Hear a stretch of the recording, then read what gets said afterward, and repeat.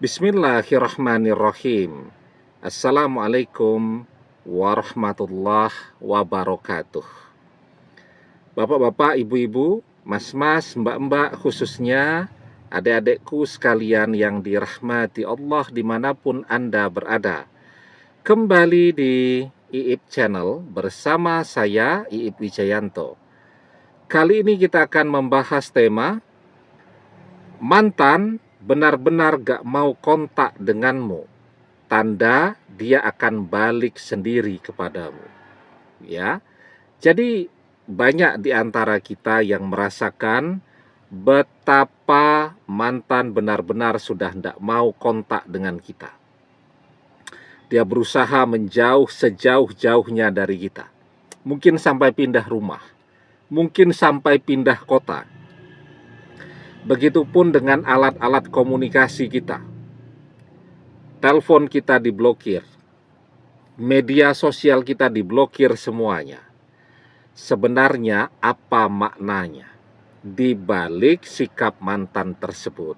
Nah, sebelum kita bahas lagi lebih jauh ya, adik-adik yang baru menemukan channel ini, jangan lupa untuk memencet tombol subscribe dan menyalakan lonceng notifikasi agar Anda selalu mendapatkan pemberitahuan video-video terbaru dari channel kesayangan kita ini. Dengan subscribe, doa-doa kita selalu terhubung sehingga kita selalu bisa berdoa bersama-sama ya. Dan jangan lupa subscribe itu gratis ya. Nah, sebenarnya kenapa mantan benar-benar gak mau kontak lagi dengan kita? Ada beberapa faktor. Yang pertama, orang tua. Mantan tidak menginginkan mantan balik kepada kita. Kalau orang tuanya yang tidak menginginkan, artinya mantan diam-diam masih mencintai kita. Mantan masih berharap bisa kembali bersama kita lagi. Mantan masih menyimpan mimpi-mimpinya untuk bisa berumah tangga, membangun masa depan bersama kita. Yang tidak menginginkan adalah orang tuanya, bukan mantan. Tapi kenapa mantan kemudian kalah? Jelas kalah jika mantan belum mandiri, belum punya apa-apa, semuanya masih tergantung dengan semua fasilitas dari orang tuanya. Ya, rumah numpang rumah orang tua, kendaraan pakai kendaraan punya orang tua, kuliah masih dibayarin orang tua. Lah kalau begitu, mantan memang tidak punya bargaining apapun ya untuk bisa memilih sesuatu secara mandiri, tidak punya kebebasan untuk itu. Orang tuanya mudah saja tuh untuk mengatur mantan. Kalau kamu ngeyel, kalau kamu tetap memaksa, maka kamu keluar dari rumah. Ya, nah, bagi orang yang tidak punya bayangan atau belum punya pengalaman cari uang sendiri, ya, hidup jauh dari orang tua, ngekos dan segala sesuatunya, diusir dari rumah itu adalah sesuatu yang horor banget. Nah, jadi yang pertama sebabnya itu. Karena orang tuanya yang menginginkan perpisahan itu. Kalau orang tuanya yang mau, artinya mantan tidak mau. Yang kedua, kenapa mantan gak mau lagi kontak dengan kita? Karena mantan tahu persis dia masih amat sangat mencintai kita. Kalau dia sampai kontak kembali dengan kita, dia juga tahu persis bahwa dia pasti akan balik kepada kita. Kalau dia sampai komunikasi, sampai ketemu ya, maka dia akan meleleh hatinya, tangis-tangisan, dan dia akan balik.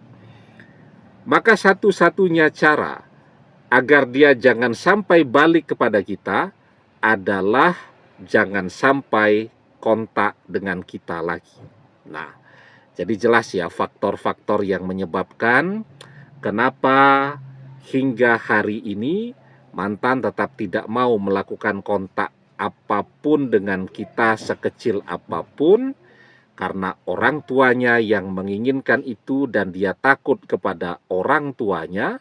Dan yang kedua, karena mantan takut dia akan kembali kepada kita lagi. Jadi, seperti judul kita, ya, mantan benar-benar sepertinya gak mau lagi kontak dengan kita, tanda bahwa dia akan balik sendiri. Daya tahan manusia itu ada batasnya, termasuk daya tahan seseorang untuk menahan atau mengendalikan perasaan rindunya. Kalau kita ingin mantan muncul, maka yang harus kita perbesar rasa rindu di dalam hati mantan. Ada beberapa hal yang harus kita lakukan. Yang pertama, kita memanajemen diri kita agar kita menjadi seseorang yang dirindukan. Ya, kan kalau kita tampil di media sosial itu dengan penampilan yang semakin menarik ya, dan mantan lihat di dalam perkembangannya fans kita dari waktu ke waktu bertambah terus, semakin banyak dan seterusnya. Muncul tuh rasa kangen di hati mantan. Apalagi dia melihat pada kehidupan kita. Meskipun fans kita banyak, orang berduyun-duyun berlomba-lomba untuk mendekat kepada kita, dan kita tetap memilih sendiri setia menunggu dia. Itu akan memperbesar rasa kangennya. Yang kedua, kita memanfaatkan waktu tadi dengan sebaik-baiknya agar kita ini menjadi calon mantu idaman.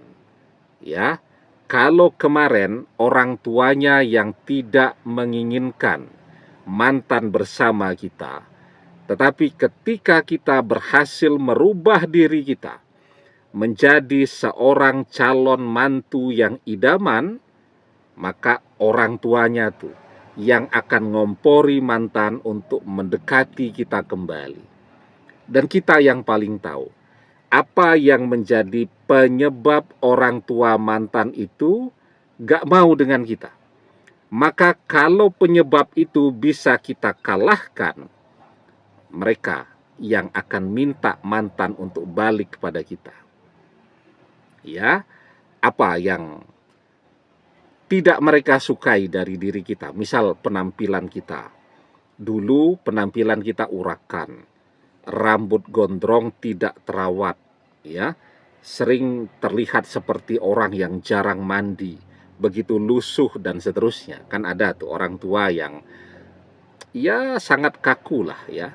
Mereka gak suka tuh dengan orang-orang yang punya penampilan seperti itu. Kita rubah diri kita, ya. Apalagi yang mereka tidak suka dari kita, kita menganggur atau pengangguran. Kita manfaatkan nih waktu kita dengan sebaik-baiknya, kemudian kita cari pekerjaan ya, kita mandiri, dan kita tunjukkan di media sosial kita bahwa kita berubah ya, bahwa kita sekarang siap untuk menjalankan beban berkeluarga. Misal kalau orang menikah ya, dari pernikahan saja itu sudah butuh biaya yang tidak kecil kan. Kemudian nanti setelah menikah juga banyak biaya yang dibutuhkan ya, untuk membangun rumah, sekurang-kurangnya nyewa rumah, dan seterusnya dan seterusnya. Kalau kita punya pekerjaan, tentu itu bukan masalah apapun, semuanya bisa kita biayai. Nah, jadi kalau orang tuanya gak mau dengan kita karena faktor kita pengangguran pada saat itu, sekarang kita bekerja, bahkan pekerjaan kita sangat bagus, kita mandiri, juga tidak tergantung lagi kepada orang tua kita, dan seterusnya, itu akan memberikan perubahan cara pandang pada diri mereka kepada kita. Jadi yang harus kita lakukan sekarang, berusaha agar kita bisa menjadi calon menantu idaman. Dan semua orang, kalau dia mau berusaha, dia pasti bisa mendapatkan apa yang dia inginkan. Wa alaisa lil insani illa masya'a. Dan bahwasanya seorang manusia tiada memperoleh selain apa yang telah diusahakannya. Demikian, semoga bermanfaat. Wallahu a'lam bissawab, billahi taufik wal hidayah. Assalamualaikum warahmatullahi wabarakatuh.